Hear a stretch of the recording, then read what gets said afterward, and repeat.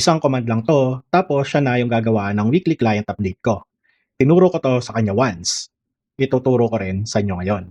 Ang problema kasi kahit gaano kagaling ang AI mo, inuulit-ulit mo pa rin ang paliwanag. Ganito ang format ko, ganito ang tono, huwag mong kalimutan yung every single time. Today, aayusin natin yan using skills. Ituturo mo ang proseso mo ng isang beses, tapos isang command na lang forever. Sasagutin natin yung 3 beginner questions. Ano ang pinagkaiba nito sa memory na ginawa natin? Kailangan ko bang mag-code? Paano ko malalaman kung anong process ang dapat kong ituro? At sa dulo, isasara ulit natin yung session, tapos magbubukas tayo ng new session, and then isang command na lang yung ibibigay natin sa kanya at makikita nyo, magagawa na niya ng maayos. Hindi na natin kailangang ipaliwanag ulit. Abangan mo yon. Nag-train ka na ba ng bagong VA o ikaw mismo yung train bilang VA? Kung yes, alam mo yung pagod nun. May utak na si Claude sa Module 1, kilala ka na niya sa Module 2 using yung memory. May kamay naman na siya sa Module 3 using MCP. Pero kahit kilala ka na niya, hindi ibig sabihin marunong na siya ng trabaho mo. Ang skill, ito yung SOP mo. Ito yung process na ituturo mo sana ng paulit-ulit, pero sinulat mo na lang ng isang beses. At hindi na niya makakalimutan. Parang VA na sinanay mo once, pero hindi nagre-resign, hindi nakakalimot. At yung skills folder na ginawa natin sa module 2 na sabi ko ay ituturo ko sa next module, today na yon. So ito nga yung initial prompt ko. Sinabi ko sa kanya na ang goal natin is to create skill which is called client update. Sinabi ko sa kanya na hindi naman natin kailangan ma-perfecto sa umpisa pa lang kasi we can keep refining it as we move forward. Ngayon, ang sabi ko sa kanya, first, study the mock data in our BigQuery database under the case study tree schema. So by the way, kinonect ko na siya sa ating BigQuery. So ito yung BigQuery natin. Kung makikita nyo, meron ako ditong 03 case study tree, tapos may different table dyan. So yan yung sinasabi ko na i-study niya. Pagkatapos, ang sabi ko sa kanya, kailangan lang nating mag-create ng HTML weekly report comparing yung week over week na data. When I say week over week, ang sabi ko sa kanya, yung latest week in the database, tawagin niya yon na report week. Then of course, yung previous week, tawagin niya yon na PW para hindi naman mahaba yung mga explanation natin sa report. Pagkatapos, sinabi ko sa kanya na simplihan lang natin dito sa example. Start by reporting the company level performance and then followed by the marketplace or market performance. Pagkatapos ay yung product performance. Tapos sinabi ko lang sa kanya na please give your insight per part para naman yung insight hindi naman galing sa atin, automated na. At pagkatapos, pinalagyan ko lang sa kanya ng TLDR at the start para yung mga magbabasa na executives, hindi na kailangang mag-go deeper, lalo na kung busy sila sa oras na ma-receive yung report natin. Ngayon, sabi ko nga sa inyo, hindi natin mape-perfecto ng one shot lang. Kaya, sinabi ko sa kanya, let me know if you have questions kasi i-refine natin to as we go forward. So, kung makikita nyo nga, ang ginawa niya, in-explore muna niya yung database natin. Kung i-click ko to guys, tapos i-scroll down ko, kung makikita nyo, siya na yung gumagawa ng SQL command para malaman niya kung ano ba yung laman ng database. So, ayan nga, may una na siyang tanong. Ang kailangan lang natin, isagutin yung tanong niya. So, ayun nga, hindi ko na-clarify kung ano ba ibig sabihin ng per market. So, kung wala dito sa pamimilian yung sagot nyo, pwede nyong i-type dito. But for me, nandito yon. Ang ibig ko sabihin ng per market is sales channel, which is Amazon, Walmart, Instacart, and Criteo. So, isa-select ko siya. And then, click next. Tapos, meron siyang second question dito. Hindi ko nababasahin sa inyo isa-isa para hindi kayo mainip. Since sample lang naman to, isa-select ko na lang yung mga recommended niya and then next. And then, ito, kahit alin na lang yung pipiliin ko. So, ito na lang. And then, ayun nga, tutuloy-tuloy na niya yung gawa since nasagot na natin yung tanong niya. Okay, tapos na nga daw ni Claude yung unang version. Tingnan natin. Dapat nandito yan sa deliverables and then buksan natin. Ito na nga yung mock data natin for client X. So, gaya ng sabi natin, gusto natin may TLDR, nandyan na yan. May company performance, pero kung makita nyo, hindi maayos yung ating graph dito. Unang-una, hindi niya sinakop yung buong card na to. So, pwede nating pabago yan. Gaya ng sabi natin, lagyan niya ng insight kada section. So, meron yan. Yung inask natin na performance by market, nandyan na yan. And then, yung insight para sa kanya. Pagkatapos, yung performance by product, nandyan na nga rin. And by insight. Pagkatapos, may dinagdag siya dito na method and data notes. Guys, minsan nagdadagdag si Claude ng details na tingin niya is useful. So, kung para sa inyo, hindi nyo kailangan, sabihin nyo lang sa kanya na tanggalin yan. Ngayon, ituturo ko naman sa inyo kung paano nyo ipare-refine yung report nyo. So actually, hindi ako ganito magawa ng report, pero ang tinuturo ko lang sa inyo is yung concept. Ngayon, kunwari, may gusto kayong pabago, pwede nyo siyang i-screenshot. Kunwari, i-screenshot ko yung chart. Tapos, babalik lang ako kay Claude and then ipe-paste ko siya. So ito yung binigay kong prompt sa kanya. Una, sabi ko, yung screenshot na binigay natin, ayusin niya kung saan yung graph dapat ino-occupy yung buong card. What I mean by that is ito nga, nandyan lang sa parang 3/4 lang yung inoccupy sa buong card natin. So pinabago ko sa kanya. And then, to give you the idea, hindi naman lahat kailangan yung screenshot, especially kung wala naman doon sa report. Gaya nung second, ang ask ko sa kanya, then in performance by market, mag-add siya ng pie graph sa left part ng table. What I mean by that is nandito kasi yung performance by market. So I'm asking it na magkaroon din ng pie graph for easy understanding ng distribution per market. Lastly, ang pinagawa ko sa kanya is gawin niyang interactive yung mga graph natin. Kung saan, pag nag-hover tayo ng mouse, ipakita niya kunwari yung actual date at saka yung exact value. Para lang ma-appreciate nyo na pwede kayong igawa ni Claude ng report na interactive.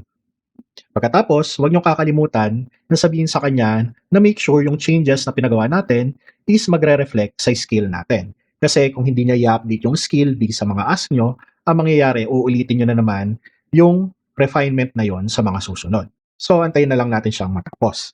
So, ayan na nga, sabi ni Claude, tapos na niya yung version 2. Tingnan natin.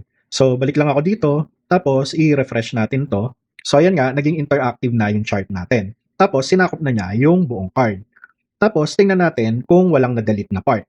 Nandyan pa rin yung ating TLDR, nandyan pa rin yung company performance with the insight, nandyan pa rin yung performance by market, and then dinagdag na niya yung sinabi natin na pie graph, and then interactive din siya. So, sinunod niya yung sinabi natin. Pagkatapos nun, nandyan pa rin yung insight, yung performance by product, na nilagyan na rin niya ng chart kahit di natin sinabi. So, minsan, makulit din si Claude, pwede nyo sabihin sa kanya na tanggalin lang yan. So, depende na sa inyo yun. And then, ayan pa rin yung chart and insight. So, for now, dahil ang tinuturo ko lang naman sa inyo ang concept ng skill at sinasabi ko sa inyo na pwede nyong i-refine yung kailangan nyong output. Kaya naman, hindi nyo kailangan ma-perfect sa umpisa pa lang yung prompt. Ngayon, na sabihin natin, okay na to sa atin, ang gagawin ko lang, ibabalik ako kay Claude.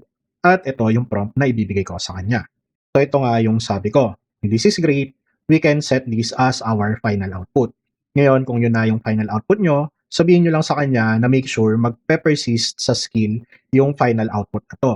And then, sabi ko sa kanya, add the HTML template in our skill. Kasi minsan, pag wala siyang template, nakakalimutan niya rin kung ano yung format natin. Pagkatapos, dahil itong sample na to ay related sa pagkuha ng data sa BigQuery, sinabi ko sa kanya na pati yung SQL dapat nasa skill para ma-avoid yung re-exploration ng data. So, depende yan sa use case nyo, pero ang tinuturo ko nga sa inyo is the idea. Pagkatapos, minsan, pwedeng may nakakalimutan tayo, kaya sabi ko naman sa kanya, add any necessary template or details that I might miss para siya na yung mag-explore kung ano man yon. Pagkatapos guys, sinasabi ko lang sa kanya na i-update din yung memory para naman hindi niya makalimutan na gumawa na tayo ng ganong skill. So, habang ginagawa niya yan, nakita ko dito na sinave na daw niya yung skill natin. So, tingnan natin doon sa folder na yon. So, pag binuksan natin yung folder, balik lang tayo. And then, dito sa .clod, dapat meron diyang skills. And then, dyan sa skills, nandyan yung client update. Tapos, sa client update, dyan niya ilalagay lahat ng template plus itong skill.md.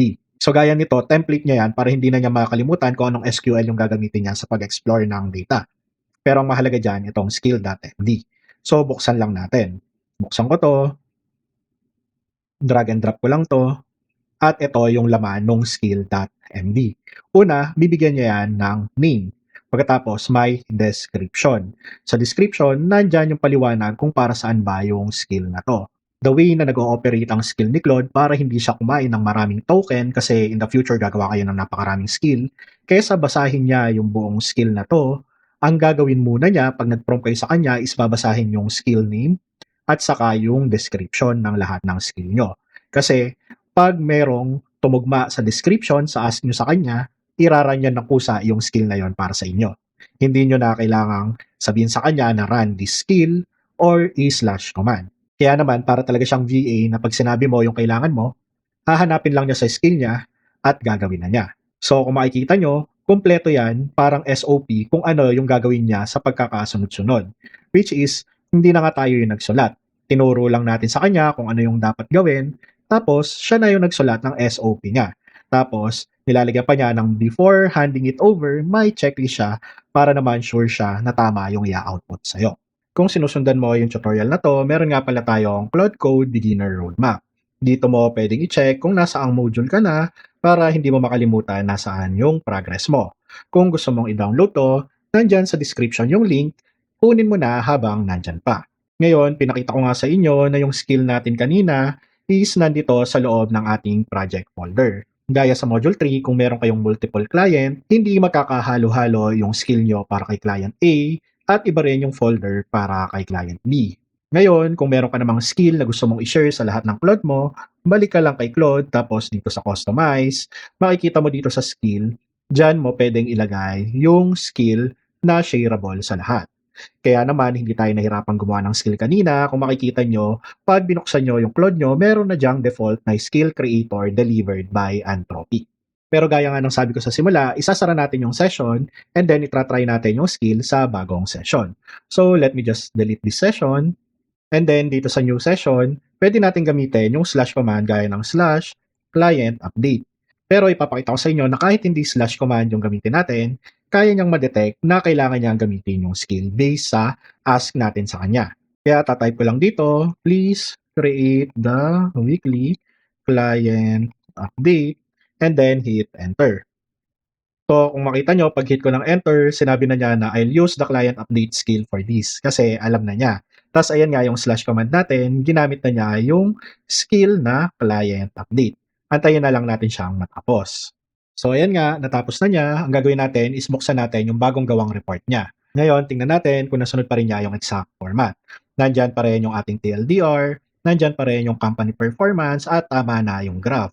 Nandyan pa rin yung insight, nandyan pa rin yung performance by market with the pie graph, and then nandyan pa rin yung performance by product with the graph na dinagdag niya kanina.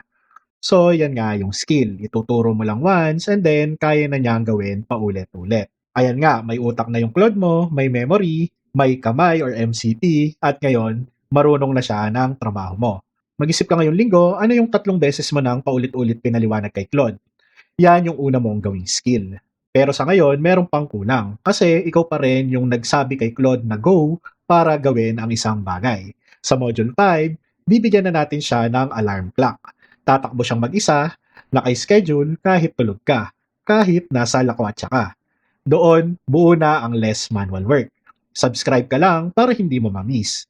Kunin mo ang free checklist sa description and see you sa Module 5. Laging tandaan, less manual work, more lakwatsa.